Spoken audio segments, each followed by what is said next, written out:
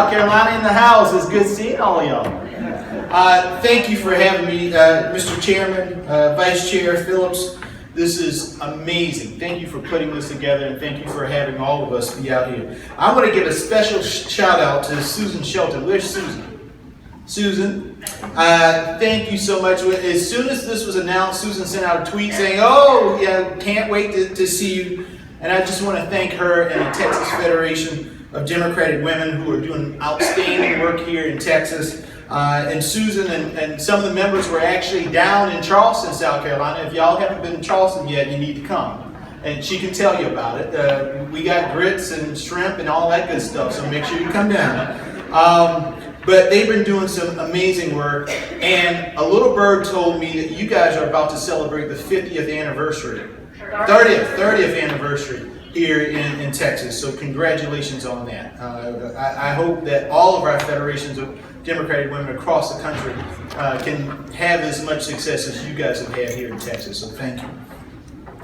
Guys, I want to thank all of you. Thank you for putting your hearts and soul on the line in this past election. I know many of you are probably just like me, still sick. And, I still walk around thinking that I'm just in some type of nightmare and I'm eventually going to wake up. I remember the day after the election. I have a 2-year-old at home. His name is Bean. Well, his name is William, but we call him Bean. And every morning he says, "Mommy, Daddy, where are you?" And so I have to go to the crib and pick him up, and I bring him into the bed with us. And so on the election day, the day after the election day, my wife and I were in the bed. I go and get him, and he looks at me, he looks at her, and he says, "Mommy, Daddy sad." And I said, holding back tears, "Yes, buddy, we're sad." I was crushed.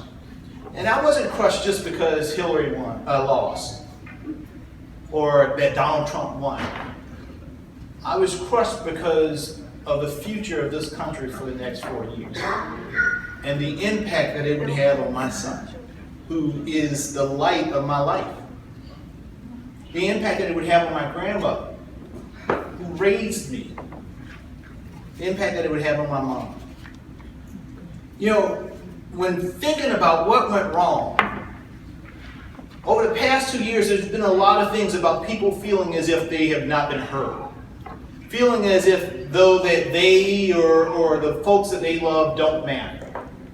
From the Black Lives activists going into the streets saying Black Lives Matter.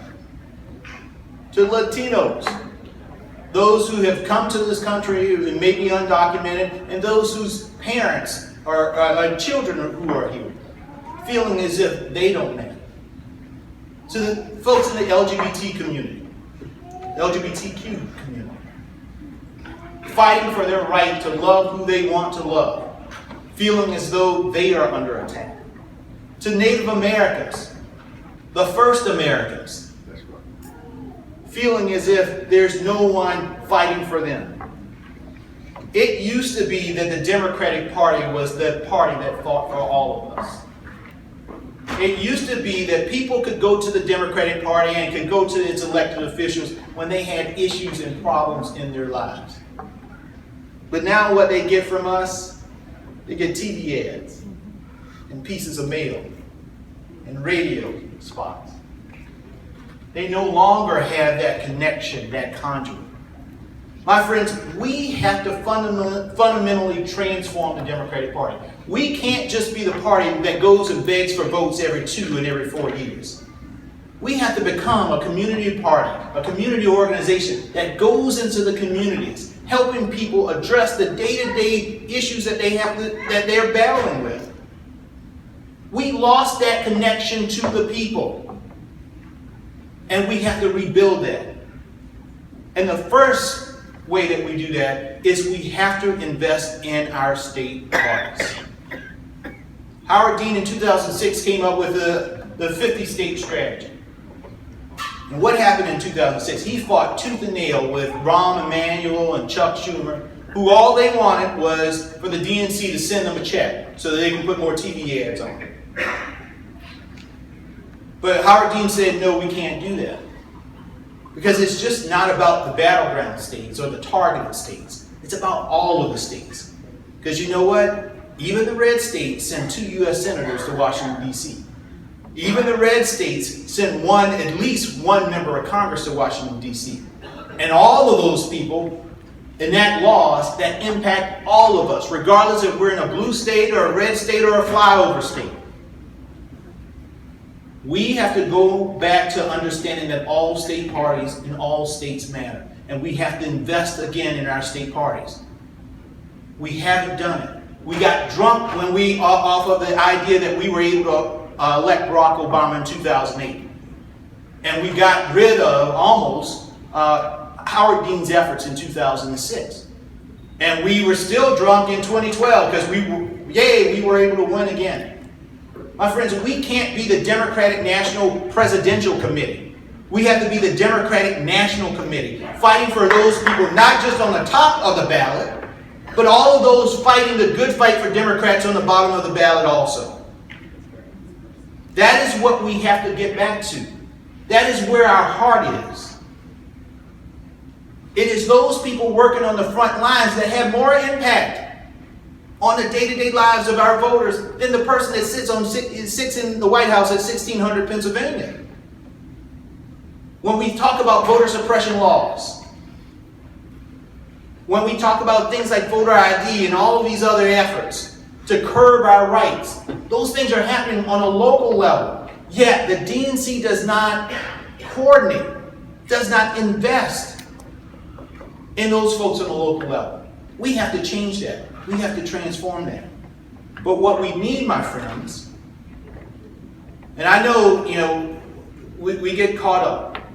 What we fundamentally need, we need someone who understands how state parties operate, but also understands how Washington, D.C. operates as well. I believe I can do that. Now you guys are asking, well, who's this guy? He's a big, bald-headed black guy with a big head, big smile. Well, let me tell you a little bit about who I am. I'm Jaime Harrison. I'm the chair of the South Carolina Democratic Party. I've been the chair of the South Carolina Democratic Party now for 3.5 years. Was the first African American to ever chair the party in South Carolina, and the youngest. I'm 40 years old. But despite my age, I've had a lot of experience. I worked in Washington, well, just a little background. My mom had me in rural South Carolina when she was 15 years old. Had to drop out of high school, and my grandparents took care of her. I was the first in my family to go to college. Blessed, went to Yale University. While at Yale, studied hard, did the good work, and then went back home to South Carolina to teach high school, and then went to Washington, D.C. And Congressman Clyburn gave me an opportunity. He said, you're a young guy, but you work hard, you have vision. And he made me executive director of the House Democratic Caucus at the age of 29. First African-American, youngest person to ever do that.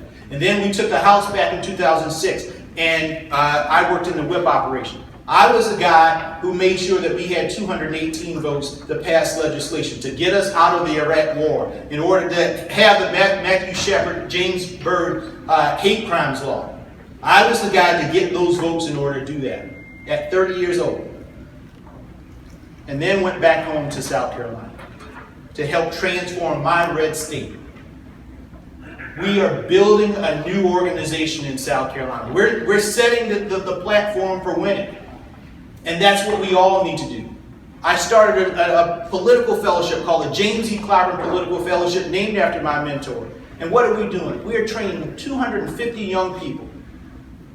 250 young people that aren't a part of the Young Democrats, who weren't really involved, but they're representing all 46 counties in South Carolina.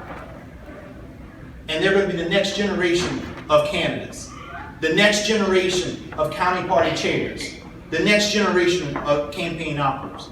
We need to make sure that the next person who is the DNC chair has a vision and understands how state parties operate and can invest in it. I can do that because I've been doing it in South Carolina. And so I'm just so excited to be here with all of you. I'm excited for you to learn more about who I am. I know I got a secretary and a congressman and Ray and Sally and learn who we are because we're fighting the good fight on behalf of the Democratic Party. So again, thank you so much for having me here today. I look forward to having conversations with you over the course of the next few months. Thank you.